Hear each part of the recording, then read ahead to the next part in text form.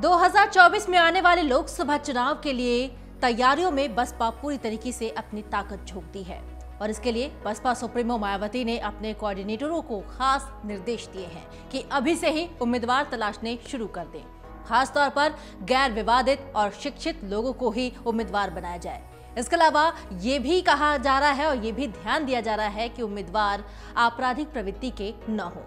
सभी कोऑर्डिनेटरों ने ये तलाश भी शुरू कर दी है। बसपा विधानसभा चुनाव की गलतियों को दोहराना नहीं चाहती और विधानसभा चुनाव में बसपा की ऐसी दुर्गति हुई थी कि उसका बस एक ही उम्मीदवार जीत पाया था और वही दुर्गति वो लोकसभा चुनाव या आने वाले विधानसभा चुनाव में दोहराना नहीं चाहती और यही कारण है कि उम्मीदवारों के चयन के लिए वो फूंक फूंक कर कदम रख रही है। बसपा प्रमुख मायावती ने हाल ही में सभी कोऑर्डिनेटरों की बैठक बुलाई है और सभी को संगठन मजबूती के लिए कहा गया है। निर्देश दिए गए हैं कि बूथ कमेटियों तक को पूरी तरीके से मजबूत किया जाए, खास तौर पर युवाओं को जोड़ा जाए, साथ ही महिलाओं को भी संगठन से जोड़ा जाए। इसके अलावा उम्मीदवारों के चयन पर फोकस किया गया है। उसी आधार पर अब बसपा कोऑर्डिनेटरों ने उम्मीदवारों की तलाश भी शुरू कर दी है। और अब आइए जानते हैं कि बसपा आखिर किन समीकरण पर जोर दे रही है। विधानसभा चुनाव में बसपा ने मुस्लिमों को साधने की पूरी कोशिश की थी। भले ही इस फॉर्मूले से बसपा को सफलता न हासिल हुई हो, लेकिन लोकसभा चुनाव में भी बसपा का फोकस दलित मुस्लिम समीकरणों पर बना हुआ है। बसपा थिंक टैंक का मानना है कि अगर मुस्लिम और दलित एक साथ आ जाए तो वास्तव में बसपा को एक बड़ी सफलता मिल सकती है। एक आधार तैयार हो सकता है, जो कि अब बसपा का दलित वोटर भी खिसकने लगा है, तो बसपा को एक मजबूत आधार की तलाश है। उधर मुस्लिम भी एक मजबूत राजनीतिक समीकरण की तलाश में है। बसपा का मानना है कि ये समीकरण दलितों और मुस्लिम दोनों के लिए ही बेहतर साबित होगा और इसलिए इसी समीकरण के आधार पर उम्मीदवार तलाशने को कहा गया है। आपको बता दें कि नगर निगम चुनाव में करारी मात के बाद बसपा ने लोकसभा चुनाव पर ज्यादा फोकस किया हुआ है। इसके लिए ताकतें भी झोंकती हैं। इसके लिए प्रदेश में गांव चलो अभियान भी शुरू कर दिया गया है।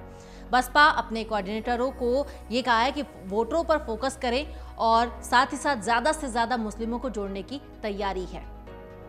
निकाय में भी उसका पूरा फोकस जो है वो मुस्लिमों पर था, लेकिन इसका सकारात्मक परिणाम बसपा को नहीं मिल पाया था। लेकिन अब बसपा लोकसभा चुनाव में मुस्लिम दलित समीकरण पर ही काम कर रही है। इसका तैयारी को लेकर मायावती ने एक बैठक भी बुलाई थी और माना जा रहा है कि इस बैठक में कई पदाधिकारियों पर गाज गिर सकती है। साथ ही लोकसभा के कुछ उम्मीदवारों के नाम भी फाइनल होने की बात कही जा रही है। आपको बता दें कि बीजेपी यूपी में मिशन 80 के तहत पार्टी संगठन को और भी मजबूत करने में जुटी हुई है और दूसरी तरफ बसपा है जो आगामी लोकसभा चुनाव को लेकर रणनीति तैयार करने में लगी हुई है। ऐसे में पिछले कुछ दिनों से मायावती बीजेपी और तमाम विपक्षी दलों से दूरी भी बनाए हुए हैं। लोकसभा चुनाव को लेकर सुप्रीमो मायावती अब बिल्कुल ही सख्त रवैया अपना चुकी हैं और चुनाव के चलते वो मुस्लिम, दलित और आदिवासी वोटरों पर ज्यादा से ज्यादा फोकस कर रही हैं और बाकी पार्टियों को आड़े हाथों लेने से भी परहेज नहीं कर रही हैं। आपको बता दें कि पिछले कुछ चुनावों में बसपा को सबसे ज्यादा नुकसान हुआ था। बसपा के दलित वोट बैंक में जबरदस्त सेंधमारी हुई थी और साल 2007 में जहां बसपा का वोट बैंक 30.43 था तो वो घटकर 2022 में सिर्फ 12.88 ही रह गया। मायावती को इस बात का भी डर है कि कहीं उनके वोट बैंक में विपक्षी दल भी सेंध न लगा दे और यही वजह है कि वो अब तमाम मुद्दों को लेकर सभी राजनीतिक दलों पर हमलावर हैं। दलितों के मुद्दों पर भी वो खुलकर बोल रही हैं ताकि वो ये साबित कर सकें कि दलित की सच्ची हितैषी बसपा ही है। अमर उजाला अब आपके टीवी पर भी।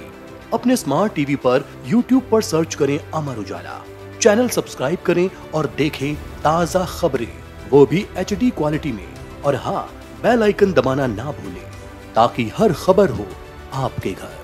अमर उजाला, निष्पक्ष, निर्भीक, निरंतर।